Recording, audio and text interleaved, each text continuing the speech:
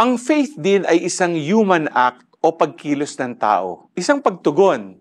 Ayon sa ating Catechism of the Catholic Church, believing is an act of the intellect, assenting to the divine truth by command of the will moved by God through grace.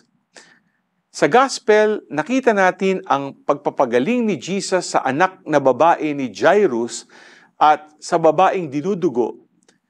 Alam natin na ang pagpapagaling na ito ay dahil sa power ni Lord. Pero di natin maitatanggi na hindi magaganap ang mga pagpapagaling na ito kung hindi dahil sa faith ni Jairus at ng babae.